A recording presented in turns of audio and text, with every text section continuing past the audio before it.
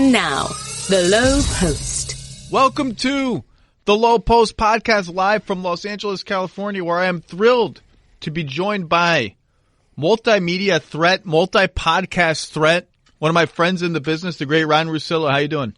I'm good, man. Thank you for returning the favor here. And I feel like in the last 48 hours for me to be with Bill, and then I know you had Bill on, and then now I'm here. So hopefully I can come up with something new. Yeah, we'll be fine. I missed Bill last night. Bill was at the Clippers game. I missed him. I got an obscene text from him, a profanity-laden text from him chastising me for not saying hello to him at the Clippers game, or not telling him I was at the Clippers game. But I can't keep track of Bill's comings and goings. I didn't know where he was going to be.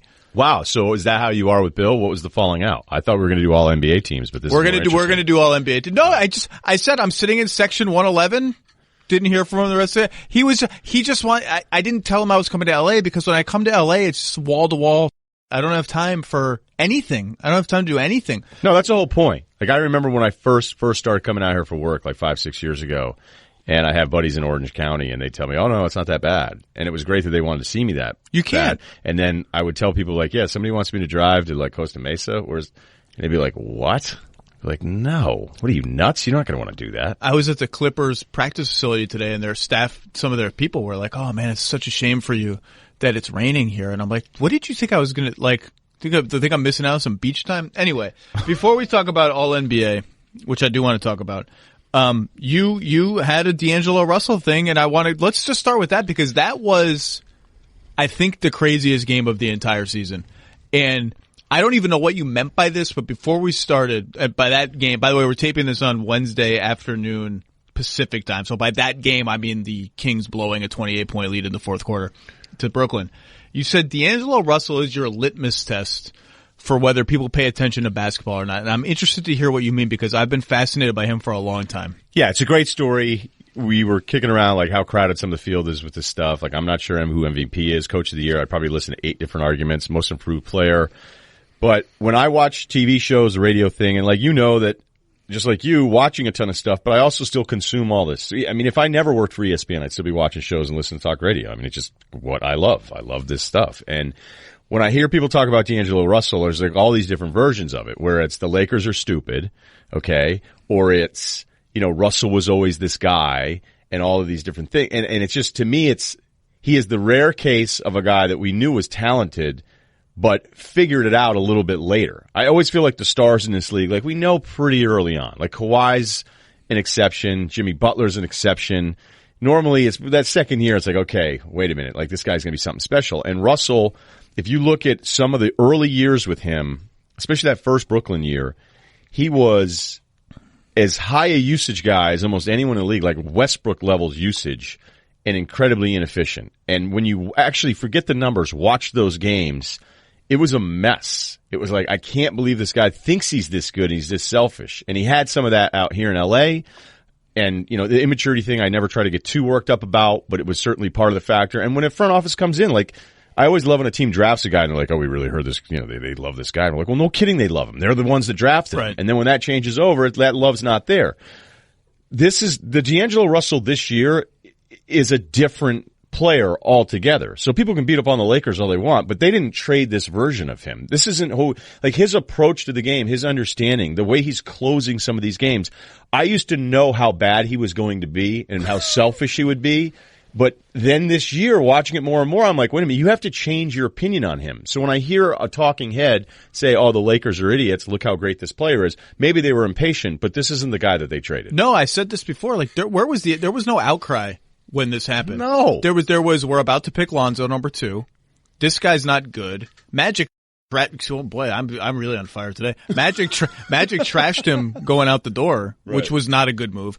But so here's why I'm fascinated by Russell. If you go back and read what I wrote about the Lakers early in his career, and particularly a big feature I did in Luke's first year, I was always bullish on Russell because amid all the bad things, like terrible defense, can't get to the rim, doesn't draw fouls, he would he's not like a quick twitch guy or anything like that. But he would do feel stuff. Yeah. Come around a screen, slow down, or throw the corner pass, but throw it early so that the defense is still leaning the wrong way. Like, he would do all that, and you would see, man, this guy's got some feel. Like, his passing in transition, he can, reading all the layers of defense. He had all that. he just wasn't making shots. And so when I watch him now, I had a conversation with the Nets coach like 3 months ago. 3 months ago before he started like blowing up, before the All-Star push started. Do you remember that Houston comeback? I think it was at Houston. It was the overtime game. Yes. And they kept him on the bench. And that was when I'm going like, dude, I don't need to reevaluate this. His own team has kept him on the bench to close a game. That's how much they don't trust his decision making. And from that point, I was talking to this coach and saying, I'm thinking about putting him in my 10 things column because he kind of looks better to me this year. Like he looks a little bit craftier. And am I right? Am I just seeing things? And he was non-committal because that's what coaches, you didn't want to go either way. And then like a week or two later, I texted the coach and I was like, I think I'm out. Like I'm sick of watching these floaters. And then literally like the moment I sent that text on, I don't think he's missed a floater the entire season. And like, that's what I can't decide. Is he the same player he was with the Lakers? Only the same shots are just going in now? Yeah. Or does the fact that they're going in make him a different player? Should we expect, like, he is a fascinating, would you sell high on him if you were Brooklyn right now because you just believe he's just making a fluky number of floaters and mid-range shots, or do you believe that he's actually different? Yeah, it's kind of like the defensive stuff that we have to do, right? If you're voting for this, I can look at all the different numbers, but I don't really know unless I watch you all the time. Yeah. And Brooklyn, there's certain teams, you know how it works with League Pass. You'll get in a groove or it's a certain window and you go, man, I keep watching a ton of Brooklyn games. Like, what's going on here? And they're fun to watch. They are fun to watch. All of the guys that they put out there, like, it doesn't feel like, minus having that superstar that covers up all of your mistakes, there's a lot of players that I'll watch them and be like, I don't feel like any of these guys stand out that much and like really are hurting them. Yeah. I think it's a really good question. But when you looked at D'Angelo Russell's usage, I'm telling you, it was peak Kobe. It was almost Westbrook in the first triple-double year. It's bordering on Harden this year. And you see these names for these crazy usage numbers, and it's the biggest and brightest of the league, and then it's D'Angelo Russell in his second and third season. I go, I can't do it with this guy. So I have to hope that in watching this that it's just not more makes, because yeah, some of the shots feel kind of, man, you pulling up from 28 feet in transition and it just goes in now. And more than that, like, Brooklyn wants to play like the Rockets, and they have made a giant exception for him. It's like, dude, you take all the floaters you want. Like, that's how you want to play. That's what's going to work for you. Like, Kenny Atkins is going to bite my tongue and like just let you take all those mid-rangers. But some of this left-handed stuff that understand he's lefty anyway, but some of this left-handed, the passing, when he just kind of sticks it out there for you and then he flicks it, it's a little like the Harden thing, where Harden gets these layups where it doesn't look like anybody wants to guard him, because now with Capella back, they're guarding against the lob, and then all of a sudden you just realize, like, Harden seriously dribbled as slow as he possibly could and laid it up off the glass. Yeah, he just walked in. Right, because everybody was backing off of him. And Russell had some of that, because that was always the thing that he had in college. If you didn't like his decision making, you didn't think his shooting was good enough, his defense was bad, he had a really great, like you said, he had a great feel, and he made passes that college kids didn't make, especially as a freshman. I think he's meaningfully better, and it's not just shot making, but a lot of it is just shot making, and maybe he's just better at shot making. Maybe that's a real thing. But I agree with you. Of all the things that the Lakers are getting ripped for, that's the one that I just can't get fired up about. Yeah, that's kind of the thing. Like, I get fired up about Randall. I get fired up about all the guys that can't shoot that they signed, and then going the 180 and trading like real stuff for Mike Muscala, who's now starting at power forward for some reason because they're throwing games basically. That one doesn't get me fired up. Is he your most improved player?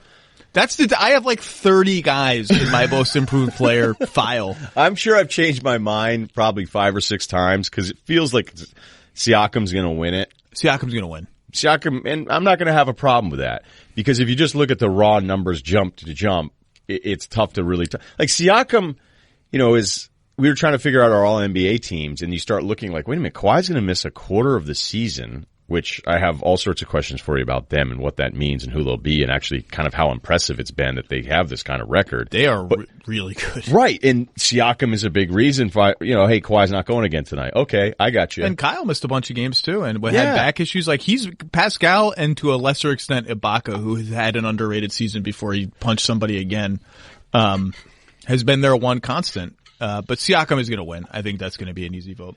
Yeah, I think he will too. I guess I just feel like because Russell has been the guy from start to finish, I would consider voting for him. But, I mean, I even like Montrez here. You know, like I just... Montrez is really good.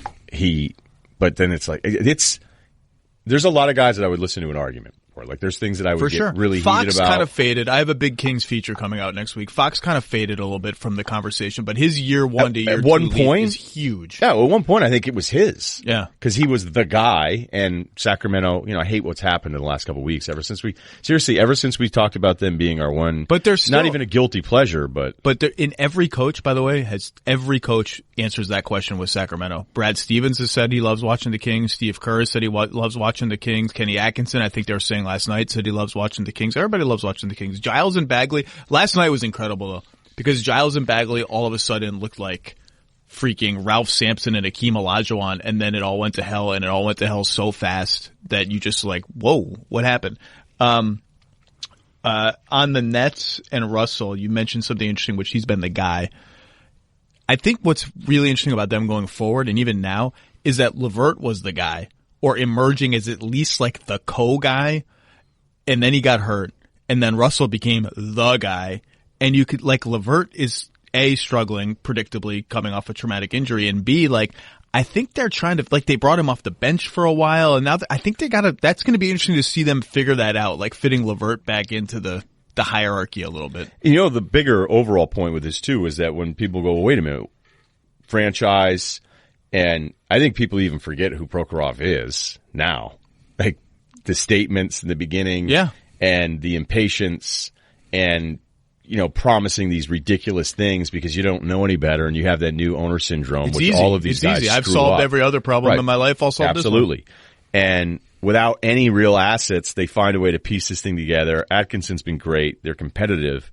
But as far as a destination, I still think even with that market and the things you like about the franchise, I feel like it's oversold a little in this rumor world of, like, is somebody really going to go there by themselves that's a tier A guy, tier 1 guy?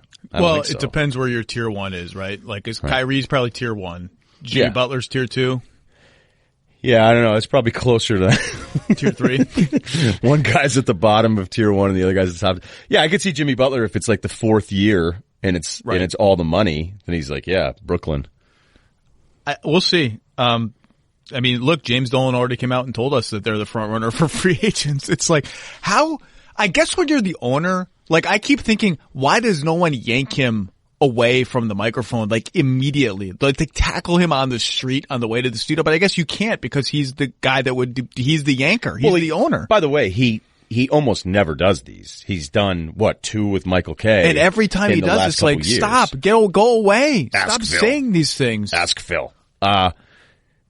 I don't know what he's, the funny thing about Dolan is he gets crushed forever, and then he goes and hands Phil all this money for a job that Phil clearly didn't want to do or wasn't capable of doing anymore.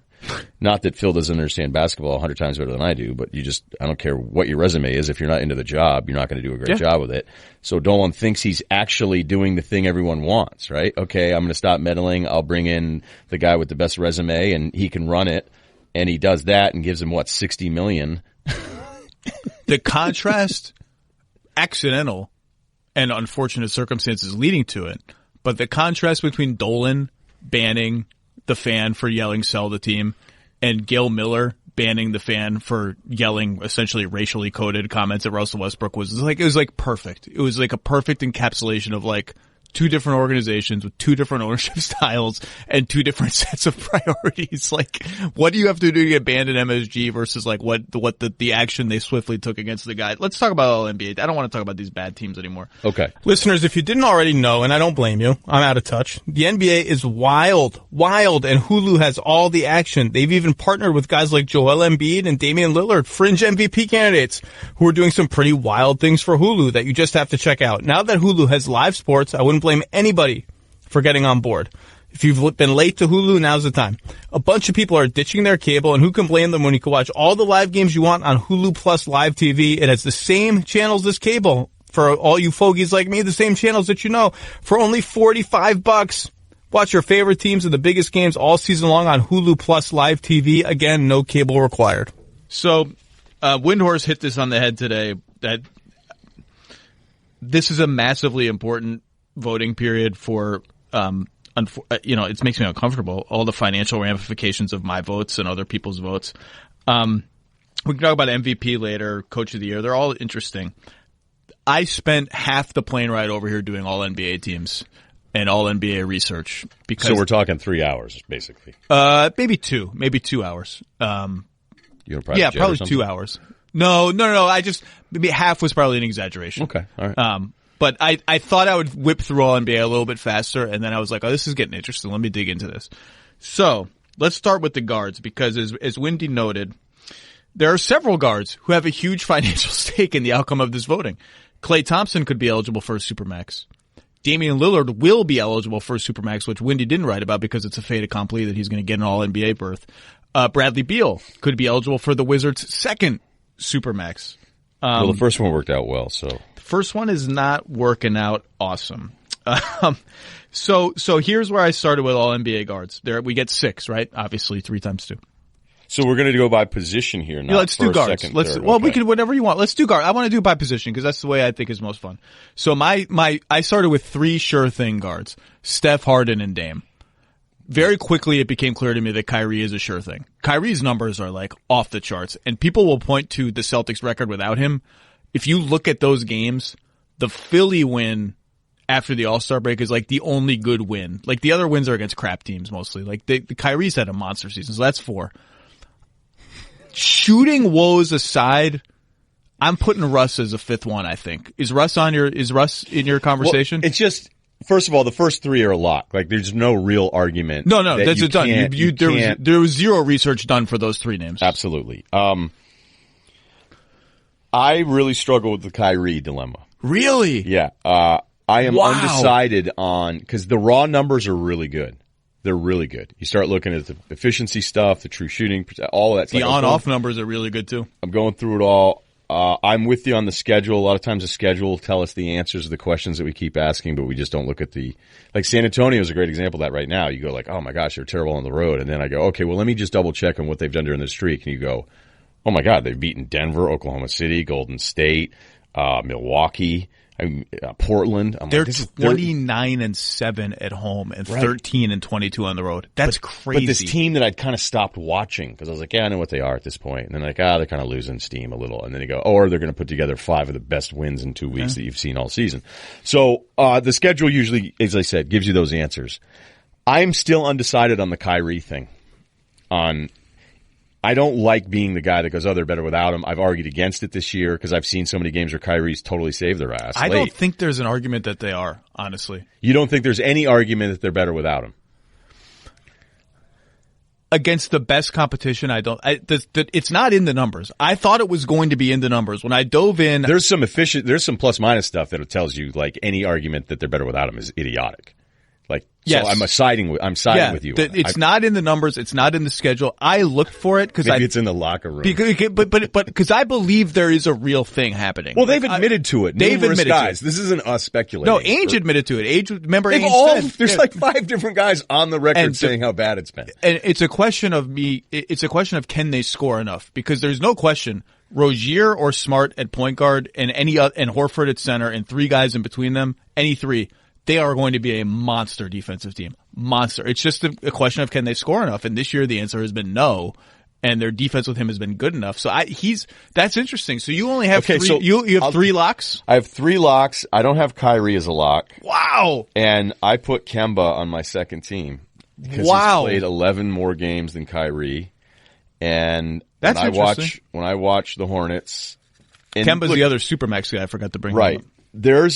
Look, I got really locked into the Hornets last night, and it was a really tough loss against the Sixers. And yes, Lamb is better, and even Dwayne Bacon was really aggressive last night. I appreciated that from him. They're a tough watch. But I feel like Kemba, I gave a little bit more credit. Like we'll get to the Jokic Embiid stuff here in a second, but I gave Kemba credit for doing this with probably the worst number 2 of all of these guys. So then, for my third team, despite being now 62nd in true shooting percentage among point guards for Westbrook. It's atrocious. And and think about this. That's with a nice little bump the last month. Yeah, he's been hot. He's been hot lately. He's hot, and he must have been like 100th at one point before the All-Star break. Cameron Payne may have been above him on the point. Cameron Payne. Still thought he might be tough enough to play in the league. I put Westbrook third, and I put Beal third. So I don't have Kyrie. You got Kyrie out. I got him out. Holy smokes. I know what the raw numbers are. I know all the advanced so stuff. So it's the lingering questions of, is there something he's doing that's hurting their culture and aside from their defense? My tiebreaker for the second three is if I'm still not 100% sure if this team's better with or without you, and we can disagree about that. Your vote is they're still better with him. I still feel like you're going to be right in a big playoff spot against premier talent. He's a guy that's going to get you buckets in a way very few guys can. Me being undecided feels wrong, but I just feel like there's been too much to this, and he's played less games than some of these other guys. The games are interesting. I care about that less for all NBA than for other things. As long as you get to like 60, 60, right. 65. I went in to the research. As I said, I had 3 locks, and Kyrie wasn't one of them. I went into the research kind of looking for reasons. Not looking for reasons for either direction, but undecided on how much of a lock Kyrie was, and I was surprised at just how strong the profile is. If you look at all just the raw numbers, it's absurd what I just did. Hey, look, we'll see. But I don't know how you leave Kemba out doing what he's done this year, and Beal's numbers are insane, but it's not as good of a team. So if you had Kyrie in over Beal, which you do, I'm not going to argue with you. And it just, even though I'm not always the biggest Westbrook guy, at times, it felt a little ridiculous with his impact on a game, leaving him off of all 3 teams. You and I are aligned on Westbrook in that we're not big Westbrook guys, but it's like it's just undeniable what his imprint on a game night to night is undeniable. Yeah, because sometimes all the things I hate are awesome. And the degree to which like nobody wants to play against that dude. He's just ferocious and physical, and and his defense has been, I think, steadier. Yeah. So Kemba is at 25, 6, and 4 on 43% shooting, 36% from 3, 48 from 2, which is not great. No, Kyrie's shooting numbers, I think, are going to crush him. Right? Yeah. So again, I don't feel free to unload on me here. No, I know you're too respectful of other people's opinions. To me, he's a lock, but I'm sitting here thinking, what do we do with Jimmy Butler? What do we do with Anthony Davis? And Kyrie has wrought a lot of drama onto his team that has hurt their locker room and hurt their on-court play at various points. Right now, I have him on the second team. You have Kyrie as Lillard's teammate. Huh? Yes. And then I have Russ's third team, and then a big question mark in the 6th and final spot, in which I currently have Beal and over Kemba. Beal, so I just read you Kemba, 43, 36, 48 percentages. Beal is 26, 5.5, 5.5 on 48% shooting, 36 from 3, 55 from 2. And I look at the assist and rebound numbers for him too, because that used to be the thing with Beal a little bit. You're like, I just need a little bit more from you. I just gave them to you, 5.5 apiece. And I read Candace Buckner apparently took a straw poll of people, and she said that the response indicated that the Wizards' record was working against Beal. And I get that a little bit, but like, whatever thing they have in the W column is because of him. And whatever thing they have in the L column is because of like literally every single thing about their team except for him. And you know who else's record sucks? Charlotte's record sucks too. Yeah. Like, so I don't know if you're going to go that route, then a guy who has quietly, at least by some measures, played himself into a conversation for that spot is Klay Thompson. Klay Thompson, for all the hand-wringing over his shooting slump, is back over 40%. I couldn't believe to see his number north of 40 at 3 points. He didn't hit a shot for like a month plus to start the season. He had like How 2 is good that games. Possible. And then, by the way, ESPN.com, the editors, please fix the new game log on the player profile, because the game log, I live off of that, okay? Because it summarizes each month, and the new update that just kicked in doesn't summarize the monthly averages when you look at the game log. It's a huge, huge mistake. It's a PSA right there. Good Right. job. No, but it's like, I know when people are like, oh, our new website, everybody hates a new website. This is just a screw up. Like, you can't do this. I can't sit there and go on another site now to get the game log averages for the entire month that you already calculated them for me. So the Clay number, like if I go, I have like I have these others, right? I go, okay, wait a minute. What about Clay? And then I go, wait a minute. If I'm at Clay, why isn't it DeRozan? Well, because Clay's better. If you've seen their numbers with they're like -7 per 100 possessions with DeRozan on the floor. They're like stunningly better with DeRozan on the bench. Now, I don't believe that his impact is like that negative. He's had such a good month though. Throughout he's had a very good month, and his clutch games, shooting numbers. By the way, another feather in Kyrie's cap. His crunch time numbers are like crazy. I think he's like 18 of 30 from the field in the last 3 minutes of close games. Like, that's crazy. And in a small sample size of one season, that I think matters to me. I love Kemba. I wrote a big glowing profile of Kemba. I think he's just an absolute monster. I just don't see the case for him over Bradley Beal. I don't see it. I don't see where that's why you put them both on like I did. Yeah, no, I don't. I think that spot will come down to those two guys because I think Kyrie and Russ will make it. So you think the Kemba thing here, we're really looking at like a $30+ million swing here. Like, it's not a lock to you at all. That he's making all NBA? Yeah. No. And it was a lock, and in like late November or early December, I can't remember exactly when. It was a total lock. I mean, he sprained his ankle. Yeah. And he has not been the same since. He hasn't had more than a few huge games. He's had a lot of like 10 of 25 kind of games. I just look at the rest of that team and they're still like, there's this group of teams. I put Atlanta in that group. Brooklyn's obviously in it. Sacramento, despite the losses. There's these teams that aren't good that are fighting their asses off still. And I don't know, maybe it's too much recency of going through and trying to watch and go, well, who else does Kemba count on with this group? Did you see this James Borrego interview last night? I really like him, but I didn't see it. I do too, but they asked him before the game. So before they lost to Philly when they were 31-38, they said, one of the reporters asked him, if you fall out of the playoff race, or when you fall out of the playoff race, are you going to go young? You're going to start playing more young guys, playing deep bench guys, right. Whatever, a lot more bacon.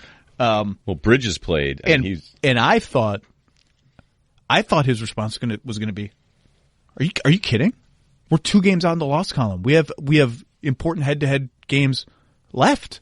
We're tied with Orlando in the loss column for 9th, 2 games behind Miami. Like, what kind of question is that?" And instead, he was like, "We'll cross that bridge when we come to it." I was like, Jesus! It's like they seem resigned to.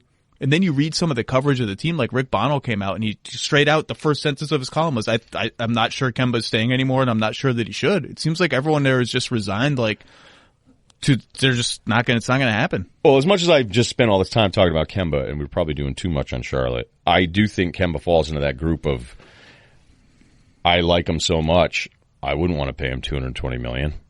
And I know the rule number one is, keep the asset even when you don't want to, but I have a feeling, I'll say this right now. I think if Kyrie bolts, it's going to be a blessing in disguise for the Celtics. I don't think that's crazy to say. As someone who says he's a lock for all NBA, that's a lot of money. So this brings me to my other point. Kyrie's not Supermax eligible, right? But Beal is. Because he was traded. And Beal is, if he doesn't make it this year, he's still eligible next year. Yeah. But anyway, let's say Beal makes it.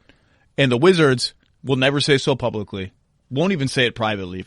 They're for sure rooting against him making it because they don't want to have to pay him. I don't that contract. blame him for that. No, I don't either. So by the way, you know what? For all the Lakers getting crushed for all the leaks, you don't hear a lot of Wizard leaks. Now that you bring that up. Yeah. So good job, Wizards. And if Beal's eligible for the Supermax, everybody will say, well, he's not good enough for the Supermax. Like, the Supermax is supposed to be reserved for it's going to cripple your cap. He's just not that good of a player. But he's eligible for it, so he's going to want it, and he's going to get it. Yeah. This is a very complicated argument, but I do think the Supermax has backfired in lots of ways. And a lot of those contracts are albatrosses because these players who are not quite top 8, like you can win a title with this guy as your best player, players become eligible for it. And the league, and so teams decide we got to get out of this. Like, we got to get out of DeMarcus Cousins. We got to get out of some of these other guys. Or they pay John Wall's contract and it's a disaster. And the league, because they must say that everything is good, although they're less like that now than they used to be, will say, well, no, actually, the Supermax functioned correctly in those cases because it made those teams think about, is that guy really worth building around? And they made a decision. I don't really buy that, but here's my proposal. The rule is if you make All NBA 2 out of 3 years or the year immediately before you're eligible for the extension, you're eligible for it. I just think you can, if you're a really good player, you can kind of stumble into a third team All NBA. Not stumble in, like you got to play awesome, but like 2 guys get hurt that are better than you and you have an amazing year and all of a sudden you're like third team All NBA, even though like no one kind of thinks of you that way. So I think for guards and forwards, it should be you have to make first or second team All NBA. That's my proposal. You have to make first or second team. Third team you can't make. For centers, third team remains okay because they only get 3 spots and not 6. That's my proposal. I think you have to make second team. You can't stumble into a second team All NBA. Yeah, because there is a thing if you hit it right. I mean, it can feel a little wrong. Like with more years of this information collected, we'll have a guy who stumbles into a third team where he becomes eligible immediately for it, and you're like, well, this is ridiculous. And then it's up to the team to say no. But the problem is, like, you can sit there and say Beal isn't worth this. If Beal were available this summer, free and clear, and you could sign him for whatever you'd want to sign, he would get that. I mean, just the way it works. Because if you have the cap space, you don't know when you can or cannot use it. And if you just know exactly who you're getting, like it's just, I mean, you know that. I don't need to tell you this, but I've always thought about how do you fix this? Like, how do you fix this idea that when you have the cap space, you end up using it on guys you don't want to use? And I can't come up, like you and I have talked about this stuff for years. I have a different proposal, not to say that one's different, because the whole point of the Supermax is to prevent guys, like how do we figure out a way to get the power back on this player movement thing? And it's actually totally backfired. It's worse now.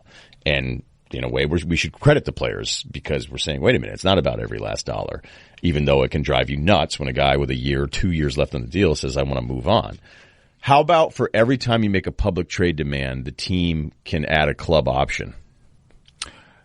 That's not going to go over well with the union or me. I'm but kidding. I'll bet you this though. I'll bet you they'll separately. I think they're going to change the Supermax outside the CBA doesn't expire for another whatever years. I think they might try to negotiate a change to the Supermax. Well, all they did was like, hey, we'll offer even way more money, so that'll cut down on player movement, and it hasn't even come close. But I think the sort of easiest way to do it, and I think it will settle onto the easiest way to do it if they actually do anything, is let's just make it more of an advantage for the home team, which I think would be another year. I could see them saying, we're going to let's make them 6-year contracts. And then it's 6 versus 4, which is exactly what they didn't want. Right. Right. So now they're back at that. What they should just do is figure out a way that there's a number you go to, and then above that number, it doesn't count towards your cap or something. But then it kind of is where we're at now in a way where it's like if you're eligible for this thing. So then what will happen is you'll have the best player in every team, especially for the teams that don't have one of the great players. He'll just be like, well, I need you for me to go way over.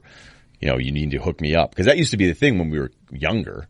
Everybody had a max guy. Yeah, everyone. The worst teams had a max guy because you'd be like, I get that's what David Falk's argument against the max has been for years and years, is that the best player on every team is a max guy, and there's only like 6 guys that are actually max guys. Yeah, I proposed a whole bunch of cap related tweaks to the Supermax last summer that I don't want to get into now. Let's go to forwards.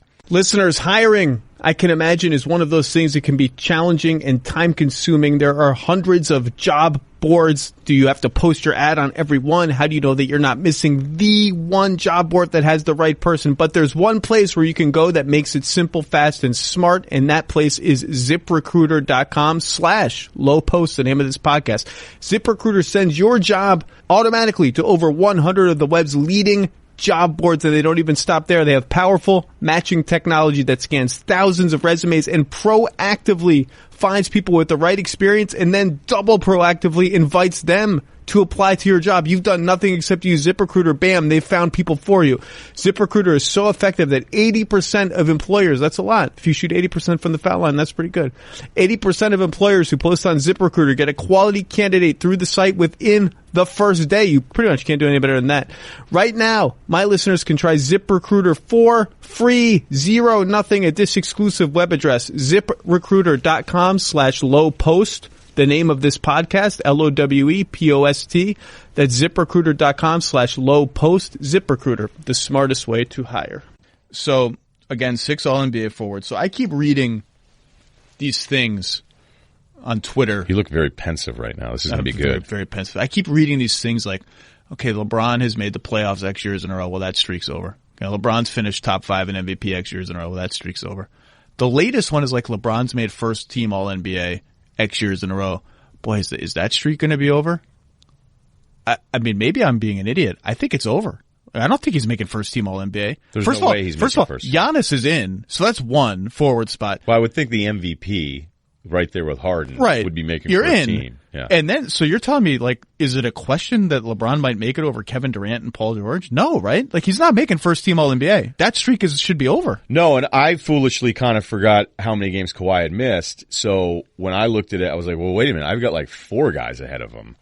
And when Simmons and I did this the first time on his podcast, it was closer to LeBron not being on it.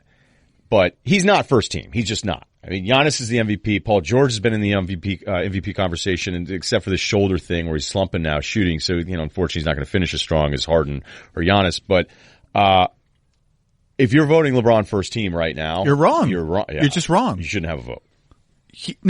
So that means I assume then the second first team spot comes between Paul George and KD, which is a fascinating discussion on lots of different levels. Are you leaning either way, or am I forgetting somebody? Durant finds a way to have these incredible overlooked seasons. This is one. This is another We're one. living in one right now. And honestly, Curry's kind of also having one of those. Oh my God, Curry's having a ridiculous season. What he did against the T-Wolves last night was just so. You know what I've been doing lately is like when somebody has those monster quarters. He had 22 in the third quarter against the T-Wolves, and he finished with 14 straight points at like the 3-minute mark. And I go back and I'll watch and count the points off just to see how. And Giannis had it this weekend too against the Sixers, and I went back. I was like, all right, I want to watch. To see him, I'm like, wait a minute, he just had 14 in 3 minutes. Yeah. And then you rewind it and you go, this was stupid. Yeah. Oh, but he actually had like 9 in 48 seconds. Yeah, Like it's throws, stuff like that. A 3, they got to turn over another 3, and you just go, oh, all right, yeah, just put me down for 22. Yeah. An effortless 22 in the third quarter. So, Durant has some of that. I can't put LeBron over Durant. The Durant Paul George thing is just a very hard. There's just no. I don't know how I'm supposed to pick between those two guys. Just because George is struggling now, I feel like throughout the season, especially with how bad Westbrook shot at the first half of the year, and Oklahoma City's got their own problems right now. I'm not off of them necessarily, but I just love this Paul George season because the very first couple weeks, I was like, here we go again. Paul George can't close. And then like from the moment I started thinking like, man, Oladipo, like I actually tweeted out like I'd rather go to war with Oladipo than Paul George. And then ever since I said Paul George has been insane. So I don't know if this is like a retroactive thing with him, but I guess I've just felt, look, I know Durant's the better player, but this season I feel like George, despite this slip up here, has been steadier. Yeah, it's interesting because defensively I think PG has been significantly better. Durant's been coasting on defense a lot of the year. Well, yeah, absolutely. And on the other hand, Durant, is much better first option. Like, and that's even reflected in his assist numbers this year, even though he's the third playmaker in the starting 5.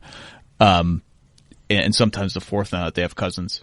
By the way, have you noticed a couple times with Cousins, and it happened, like there's still some weirdness. Like, so Bogut and Durant, that's the first game they've played together.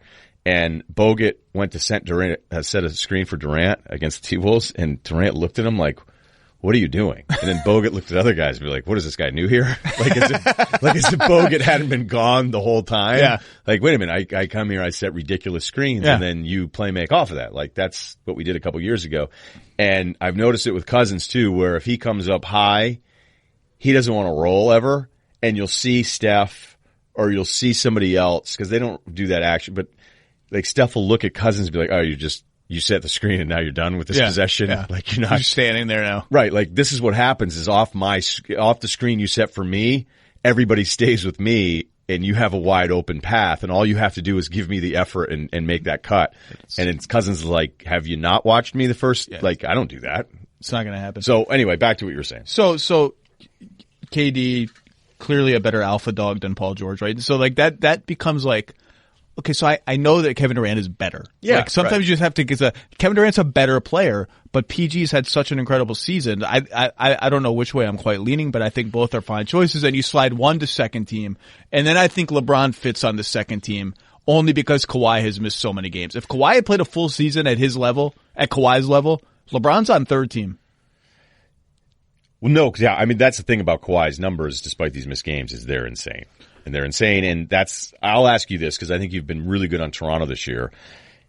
Is part of me is incredibly impressed that they're this close to being the 1 seed with all the different injuries that they've had and the job Nick Nurse has done, and just seeing it be different. Like, all these different coaches, to see how different the Bucks are with Budenholzer, to see Nurse in this approach where they don't get bogged down like they used to. And let's face it, look, Kawhi's a better player than DeRozan. But is this going to hurt them because they haven't, like, all these moving pieces and still trying to figure out how Gasol's going to work and all the different lineups they've tried with him and Kawhi not, are they just going to be fine game one to start the playoffs, or do you have any reservations that there actually hasn't been enough continuity built here? Because, I mean, if there wasn't, the record would be worse. I know is the easy answer, but it's just something I've been thinking about. I have some reservations because I do think that matters. I think the Sixers are going through that too. Like, they're kind of in a rush job to try and figure out, what rotation. You see Brett Brown every 2 or 3 games, he'll try some new kind of rotation. Like, Simmons and Embiid play all the time together now. We used to stagger them, this, that, and the other. Yeah, he was doing the Harris-Butler pairing this week. I think that matters. Definitely against Milwaukee. But I think the first round for Toronto is going to be a fairly easy series, so they should kind of have that to like work out some of the kinks. So the world deserves Detroit-Toronto first round. It's looking very unlikely that that's going to happen because Detroit would have to go to 7, and Brooklyn's schedule is absolutely hellacious. But boy, that would be fun. Dwayne Casey Revenge Tour. Yeah, but here's the thing. Like, I know he won Coach of the Year, and everybody likes making the Coach of the Year joke. Was it wrong now that we've seen the product? No, but they're 3-0 against the Raptors, which means absolutely nothing to me. It's just funny. And I'd have to look back and see who was playing. No, there have been some missed games. For Toronto. So you have LeBron second team, Kawhi third team, and then I assume, right? LeBron, you got second team. Yeah, because then if they've played about the same amount of games, then you just say, well, I know who's better between those guys. LeBron's better, so he gets the second team spot. Yeah, and I've been, critical of the LeBron defensive stuff, as I would say as much as anybody the last couple of years, because I love watching the guy still, but I can just see what he's doing and what he's not doing. And I thought there was a little stretch before the injury where it looked like, okay, he's not going to coast as much as he was in the beginning of the year, and then since he's come back. And especially now with this whole thing being a mess, but you can't leave him off. The only thing I could see you doing is if you went Durant, because at least like LeBron's missed games are because of an injury. Kawhi's aren't. I think that's advantage LeBron. For sure. And the raw numbers for LeBron, if you're the LeBron sycophant, you're just banging the desk with the fact that look at these overall numbers. It is crazy that he can play like 75% of the game between the 3-point lines and put up like 28, 12, and 12. Like, it's just crazy. No, it's such a good point, man, because I've had games where I'm like, wow, he is absolutely mailing this one in. Yeah. Or he doesn't want to initiate anything. And then it's almost like I think he's smart enough to know where he goes, okay, if I go max effort here 6 minutes, I'm going to get like eight points, a couple free throws, a couple dimes. I'll grab every rebound and everybody else. And then I'll look up and be like, how the hell did he go 27, 11, and 10? Well, the classic for me was last year, Cleveland, Indiana, first round. I kept no one that they had could guard him in the post. Like, Bogdanovich couldn't really guard him in the post. It looked like he could. And then everyone else, like Lance, they were throwing at him. And I kept waiting for him to post up. And he waited till game 7 with their season on the line to be like, yeah, just give me the ball like 9 times in a row and I'm going to score every time or we're going to get an open 3. Like, he waited till game 7. He didn't game 6. Yeah, it's cool. Like, I don't need to do it yet. Game 7. Yeah, we'll do it game 7. No, that's such a good point. Cause if you think about how funny it can be in the moment with these series, like when somebody gets down 1-0, then somebody gets down 2-0, we're like, oh my God. I thought about writing like an entire synopsis of the playoffs one year on Twitter and just making it a thread. It's like, who LeBron doesn't want to face? The Miami Heat in the first round. Like Wade, like revenge. They know how to play against him, and then it would just be like, I think this was a couple years ago. It's like 4-0 Cleveland. Right. Like it does, yeah, exactly. Like it doesn't even matter. What about Blake? So that's the last forward spot is going to be interesting. And I think it's probably Blake. Did you have any other? Who else is interesting too? We didn't mention Ben Simmons in either guard or forward. Actually, that's a name that deserves mention and will be eligible, I think, at either spot. I'm fine with not mentioning it. Wow. I mean, I'm not going to put him on an All-NBA team, I don't think, but No, I don't even, it didn't really even cross my mind. Wow. Yeah. Just the lack of a jump shot? I like certain parts of his game so much, but I'll wait to see how it goes in the playoffs, but he really feels like a guy that smart teams can kind of scheme against. And I think the Celtics did a good job of that last year, and part of that is, the first thing they try to do with how Horford holds position on Embiid, and Embiid kind of stays parallel. That's the thing, and we'll see how that plays out tonight. But wait a minute, do we know about Horford? Is he not playing? I have not All seen. right. I have not. Sorry for this being dated by the time that I should have. That's okay. I'm a pro, so and I should have done that. I just don't see. Wait a minute. So what are you doing with this Simmons thing? Are we doing the be nice and mention him thing? Because there's no argument for him to be on. He's shooting 57%, and he's putting like up 18, 8, and 8, playing decent defense. Well, I think his defense has actually been worse this season than it was last year. When I considered him for an all-defense spot. When we first saw it, right, we're going, this guy is going to be a game-changing guy. And I was okay with that because it was just ridiculous. Like, oh, my God, he just gets to the hoop at will. Like, what do you do with him? And he totally screws up your defensive matchups with a backcourt. Like, if you have a small backcourt, like on paper, if you look at who the Celtics guards are here, like this should be a problem, even though they have an abundance of wings that they can kind of try to figure out cross-matching. But I've watched too many Sixers games where I go, he's a liability tonight. And most of these guys that we're talking about, I can bang on Westbrook's shot selection all I want, but I'm actually surprised you brought him up because I feel like there's like when there's no Embiid, that's the other problem is I feel like he and Embiid are actually kind of the worst talent pairing. Like they're bad basketball fits for each other, and they both be better away from each other. Yeah, but finding a way to make that work is going to be hard. Finding a way to like everyone wants him to trade Simmons, right? I mean, that's I'm not even necessarily saying. When you see that, I mean, does that seem absurd to you? I know, like talent is talent, and it's impossible to write. Like he's never going to be able to shoot. Saying that they're not an ideal fit, I think, is obviously correct. Figuring out how to pivot away from one of them is very difficult. No, we are in total agreement on that one. I'm not saying like, hey, here are all these great, but.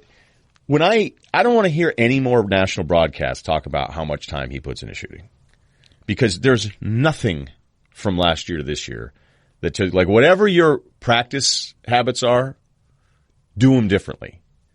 And there's vets. You know how it is when you're sitting out in the jump and they're like, oh, shooting's the last thing to develop. You hire a shooting coach.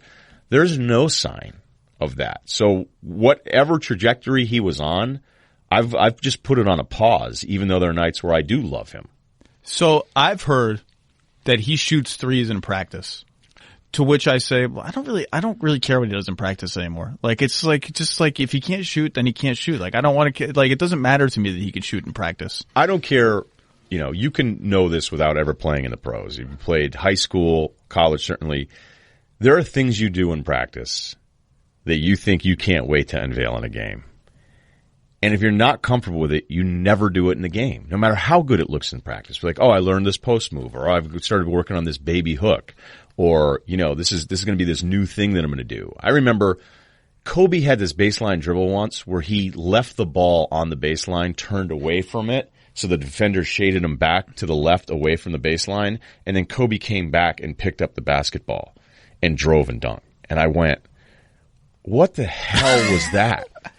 And I imagine either it was a mistake or something, but most of the stuff that guys do, like you kind of, I don't want to say no one, I mean, look, this sounds really stupid to say people don't develop. Of course they develop, but there is a real thing with basketball players where there's all sorts of stuff you do in practice, but you just never mentally become comfortable enough to do it in a game. And clearly that's Ben Simmons and his shooting. Well, I had Brett Brown on my podcast last week and I asked him, I don't know the exact wording I used, but I asked him essentially, how hard does Ben work?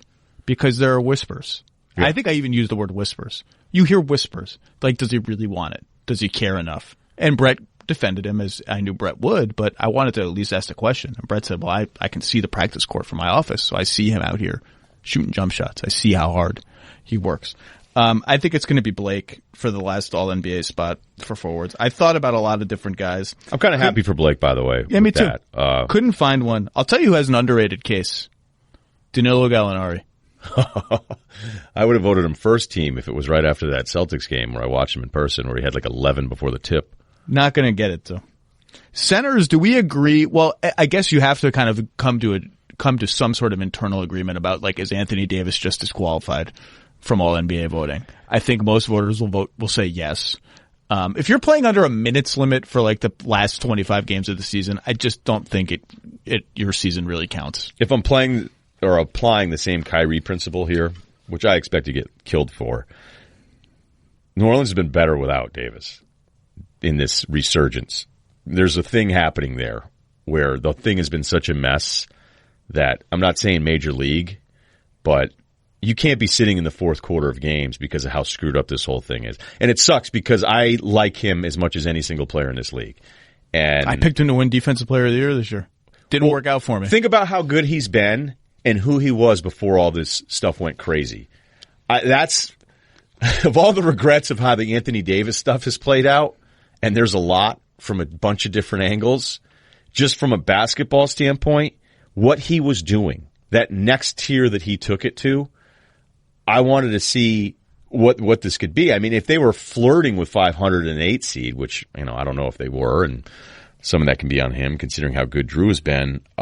Drew's been awesome, by the way. Awesome. He deserves mention for that last guard spot. Not going to get it, but but I mean, Defensive Player of the Year. When I was doing all that stuff last night in preparation for this, it was like, okay, make sure you just at least mention him. And his net. I mean, if you care about these things, the difference between the Pelicans with him on the court and off the court is like maybe the biggest in the league. It's like 19 points or some crazy. That's a crazy number. They're like that's overall, not defensive. That's possession. overall. That's right. like their plus whatever, and then minus a giant amount when he's on the bench. Yeah, because when I looked at it, I don't know when it was calculated finally, but there was like Andre Drummond, when you were trying to look at him as a Defensive Player of the Year, the on-off defensive numbers weren't really great for him, despite, the absurd rebounding and all that kind of stuff. But Drew had some really, really impressive, almost Rudy Gobert for a guard type numbers. But Davis is out. Davis is out for me because it's just, I can't do that. And I don't. And it sucks because it was going to be awesome. He had a game against Dallas, and it was sometime over Christmas, New Year's, because I was at my in-laws' house, and I was watching this game,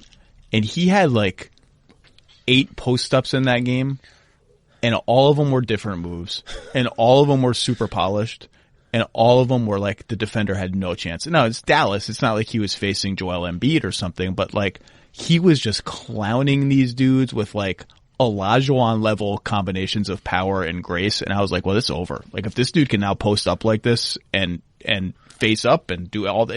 And look at the assist numbers too that he's put together. It's like twice his career average. I just was sitting there going, I wanted to mention him. I think I did my podcast when I was doing like the halfway stuff, and I put him third in the MVP vote. And then by the end of the podcast, I was like, wait a minute, you can't do this. They haven't won enough games. And I just corrected myself like mid thought process. Just an aside, because I'd actually like to pick your brain on this. What do you think now happens with the market with him, considering what's happened to the Lakers' assets and the Kyrie part? Because the Kyrie thing is a major factor in who's bidding on this guy. So the Ingram prognosis, as far as everyone knows, is great. Is as best as could possibly be with the blood clot, right? Like, so let's just assume Ingram returns, continues playing at the level he was playing before this injury was discovered or the blood clot was discovered. He was playing great. He was playing the best of his career. Lonzo's an eye of the beholder guy. I just don't know what to think of him anymore. Hart, Who else is in that? Zubats is gone because they just, I guess, thought they had to trade him to get Mike Muscala. Makes literally no sense. That's actually kind of the sneakiest, worst transaction. But if your front office doesn't know what they're doing, that's the kind of trade you make. I can't believe that. I still can't get that one. Like, I still even understand some of the contracts that he didn't want to redo just for the idea that they were going to just go crazy with the second guy and slotting him in. But if they're willing to include a bunch of picks, it's still Ingram plus Ball plus a bunch of picks and whatever else is a good offer. We'll see. Do you think the Celtics should do it if Kyrie leaves? They will, if you ask them that now, they will put on the brave Danny Ainge face and say, trade or Danny doesn't care. We're confident in our culture. Yeah, but you know what? They didn't want to trade for Paul George before when they thought he was going to leave. So it's not like they'll just always trade for anybody. If Kyrie has telegraphed that he's leaving, no matter what you do, no matter if you bring him in or not. Yeah. I just don't think you can offer like some non-Tatum stuff. Yeah. And maybe then it's worth it. But if Kyrie's out and he's let you know he's out, I just don't think you can really do it. And then, so the hot prediction. I don't think you can do it too, by the way. Imagine if you lost Kyrie and AD in back-to-back and all the assets collectively you'll put together to grab those two guys and you lose them back-to-back summers. I mean, that's the part of me where I say that Kyrie leaving might be the blessing in disguise because of the contract, because of the 2 knee injuries, not his age. I mean, he's still only, 27 this summer? Or no, 27 this month. I think it was this month. Yeah, he's absurdly young. Right. But part of me does want to see, I know this sounds ridiculous, holding out any hope for Gordon Hayward. Doesn't sound ridiculous. He's year one from a traumatic leg injury. It still feels like he should be better, but you're being nicer about it than I am, and you're probably right. No. But Tatum regressing here, like Tatum hasn't been very good. And I'm like, wait a minute, what happened here? Like, you're this rookie who looked like one of the best closers in the playoffs. Like, what's happened? I guess one of the other positives is at least Jalen's playing like Jalen again. After the first half of the season looking like he was completely lost. But I wonder how Tatum would look. I wonder how Jalen would look, how Gordon would look if it was more of a deferring point guard. And I don't even know if that is Rozier because when he comes in the game, he's like, he wants to shoot. Yeah, everybody get out of my way. He's not a great playmaker, actually. Rozier has been overrated for a long time. Oh, I would want to get that. I would think if they were like, okay, Kyrie actually left and the people like, oh, they'll be fine with Terry. I'd be like, no, they need a different guy. Marcus Smart's better than Terry. Just start Marcus Smart at point guard. No comment. Okay. Wow. So obviously if Kyrie telegraphs that, hey, if you get AD, I'm staying, then you get AD and everything's hunky-dory and life goes on. And Kyrie's just sort of is a great player, but he's not as great a player as Anthony Davis. And so they rise and fall kind of together. The hot prediction du jour among GMs and front office people. And this is not reporting. Like, I hate when people report, oh, people on other teams think X, Y, and Z as if that's news. That's just gossip. Okay. So I'm just, the smart guy gossip is there's going to be a surprise team that we're not even thinking about that comes out and rolls the dice. Now, some of those people mean the Knicks, which is not a surprise team. It's not a surprise. If the Knicks get a top 2 pick, number 1 gets interesting. That's not a surprise. I don't know who the surprise team would be. I haven't been able to sort of put my finger on like Chicago. I don't see it. I'm just telling you what I'd heard at the beginning of this odyssey. Yeah, no, because he's from there, and that's it wasn't even that. Like, I'm talking some of the rumblings, the people that knew what was going on with him.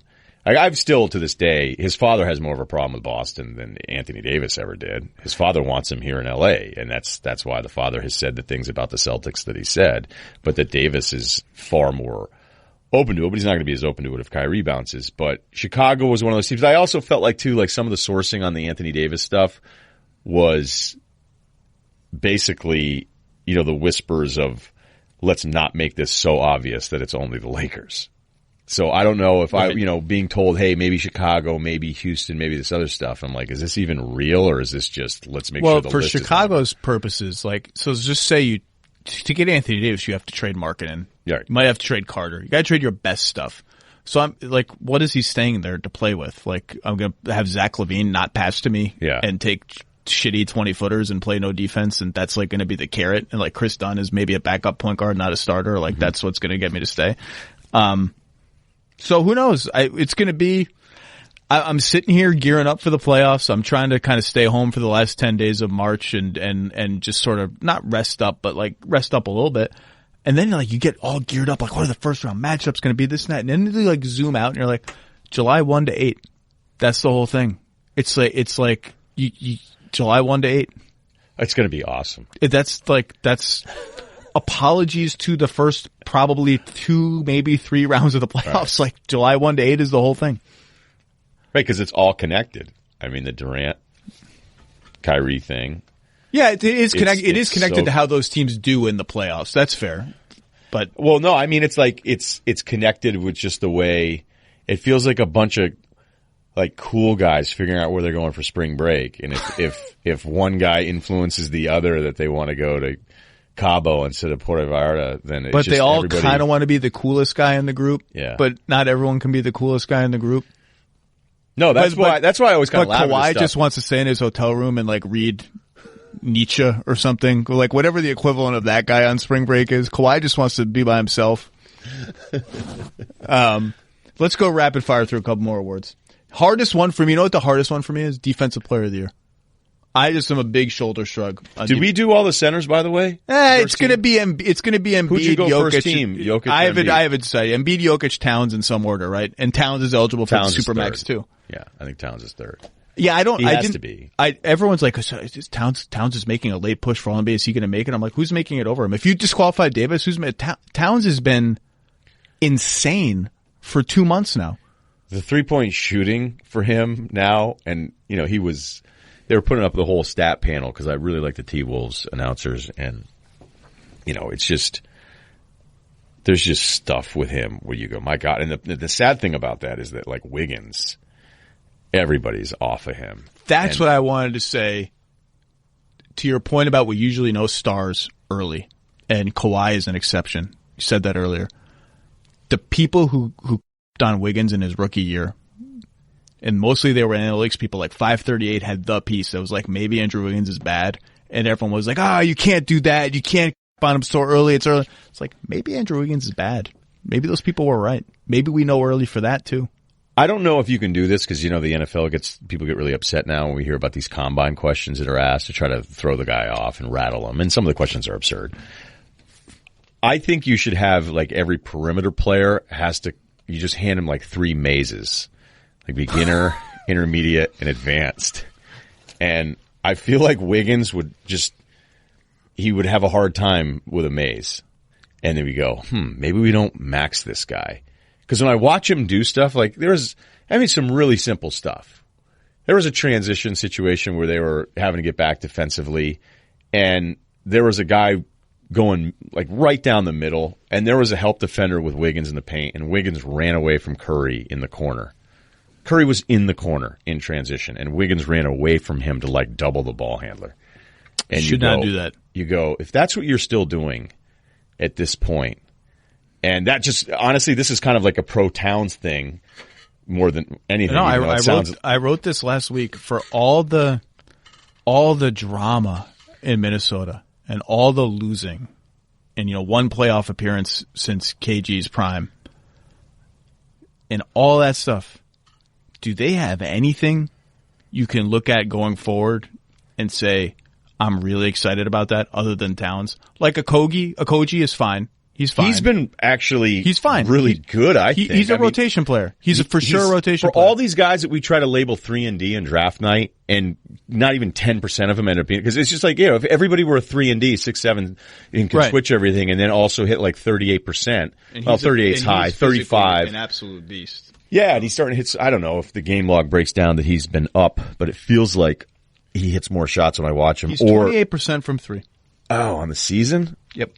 Has it gotten any better? We can't tell now from ESPN.com. 46% from 2. He's going to be a rotation player. Oh, no doubt he's a rotation guy. I think maybe when he hits a 3 and I'm watching the game and they're like, oh, man, he's really coming along. So maybe that's one of those deals where, that needs to be a better number for him to be somebody that's really going to be out there playing 30-something minutes a night. Like, Teague is just gone. Teague is not part of their future. No, and that number. And Bates' job is fine. He has the outline. He has a very blurry outline of a useful rotation player, and we'll see. Defensive Player of the Year, I don't know. Could be Giannis, could it be Embiid, could be Gobert, could be PG. Don't think it's going to be Draymond. Don't think it's going to be Miles Turner. I think Draymond's making more of a case than he was in the beginning, and saying that I'm immediately stopping myself because he's not the Defensive Player of the Year. Like, the beginning of the year, you're like, wait a minute, this isn't happening. Right. But that whole group, like, none of those guys can do it because you can't be one of the best defensive teams in the NBA as Golden State had been, and they've clearly just decided that that's not a priority this year, which I think is understandable when you've been this good and they expect to flip the switch, which they kind of did a little bit last year. But I looked at it all. I don't love all the defensive numbers. Pretty funny. Not that long ago, was talking with an assistant in person. We were talking about a game that we both watched. This person hates all the defensive numbers, and I was like, okay, but I feel like the defensive numbers, the extremes, can tell you some truths in there. You got to look at them, right? When I watch him and you go, is this guy awful on defense? And then he has one of the worst defensive plus minuses at his position. I go, okay, well, yes, my eyes have been backed up here by some of the numbers, but there's just so many things that can get lost in all of it. I still went Gobert. I just did. So Gobert Embiid is really interesting for this reason. The reason you just said. Like if you look at, I've looked at all these like second spectrum numbers we have, but like points per possession allowed on pick and rolls and post ups, like Gobert's numbers are better than Embiid's. When I watch them, my eye test says Gobert hasn't been quite as good this year. That more big guys are kind of taking it at him, like Steven Adams like takes it at him, and that Embiid's a little quicker, a little more athletic, and just a little better. But the numbers say Gobert's been a little better. So I don't know what to do. And Giannis is just... He's the number one guy on the number one defensive team. He guards every position. He's everywhere all the time. He gets steals. And he's like Olajuwon level steals and blocks. It's crazy. I wouldn't have a problem with any of the votes for those guys. Or PG. Remember Gobert, though, to compare him to last year Gobert, do you remember when you and I did this? You emailed me and you said, what are you doing with Defensive Player of the Year? And I said, had you looked at Gobert's numbers? Because I go, the last time I looked at the on-off court stuff with him, I thought it was a mistake. It's not like that this year, though. It isn't, but it doesn't mean that. No, he's still really, really good. And the weird Embiid number that I looked at is like the rim on-off with like it's the same. It's slightly worse with Embiid on the floor, which doesn't make any sense. And that's where I look at that and be like, wait a minute, how is it possible that they've actually been better at protecting the rim?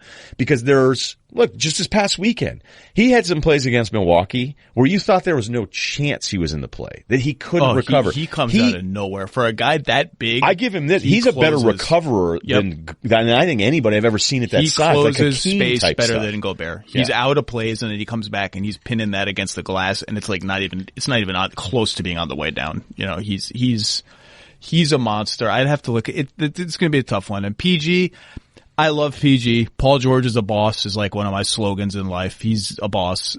Did you just start saying that this year? No, years and years and years. Okay. Just double checking. And, he's been sensational defensively this year. You can cite all the stats about deflections and steals and you just see it. He defends the best guy all the time.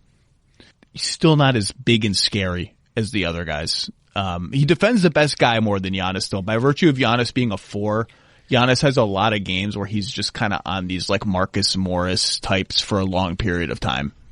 And I don't know what to do with that. Anyway, it's going to be an interesting voting season. It's going to be interesting. These awards Who's your MVP? Leaning Giannis. I will say this, though. I will say this, Russillo. I will say it. I will not name them, but I've seen smart Twitter people act as if to vote for anyone but Giannis is absurd and that James Harden has no case. I think James Harden has a case.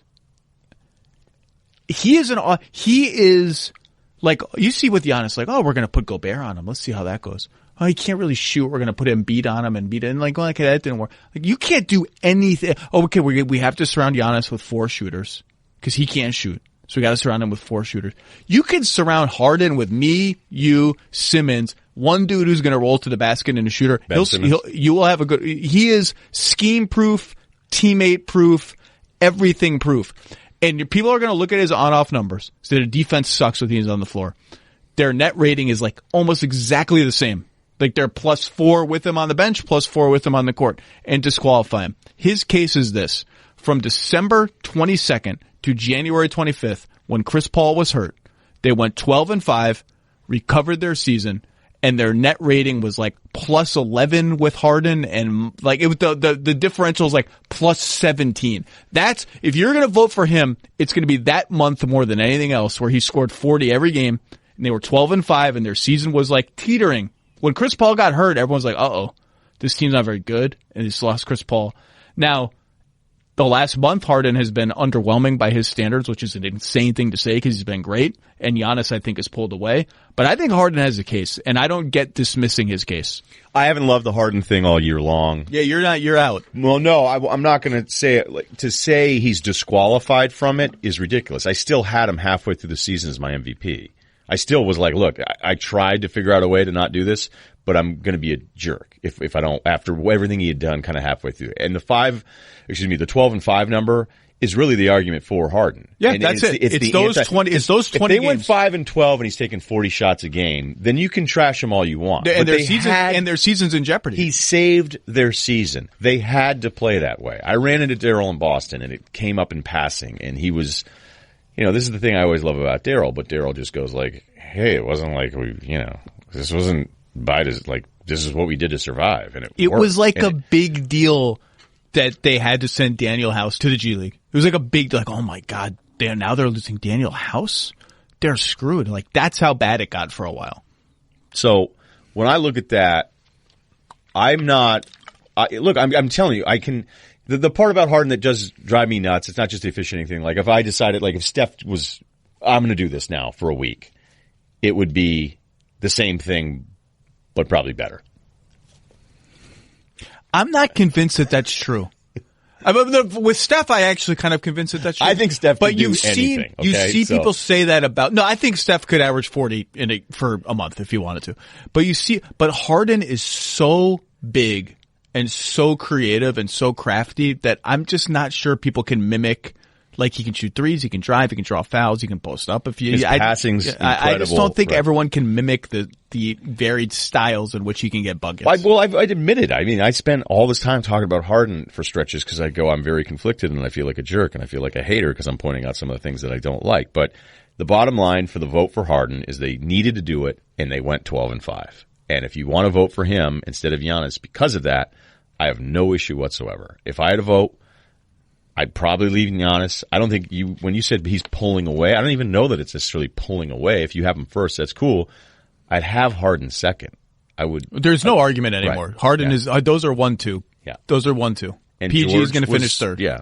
Fourth and fifth gets interesting, but ultimately, probably Kemba. If you, but by value, it really, I mean, I'm not going to vote him fourth or fifth, but you're watching they're going down the stretch last night against Philly. I mean, their season is on line in these games. All right, let's get their closing lineup. Dwayne Bacon, Miles Bridges coming back in for a big closing stretch. You're like, oh my God. I mean, yeah, Kaminsky. Michael Kidd-Gilchrist hit a 3, and I mean, you would have thought he broke Reggie Miller's record. They went from, that's right, he hit a left corner 3. They went from Kaminsky not playing to Kaminsky seeming like so essential to their team that it's terrifying when he's on the bench. We got a lot of should be tagged for all Hornets fans out there. We get a lot of Hornets in here. All right, Ryan, you got to go. I got to go. Thank you for coming on the pod. We'll do it again soon. Best to all my buddies at the Ringer. Listen to Dual Threat, the Ryen Russillo podcast. Everything else, always fun to see you. Thanks a lot, man.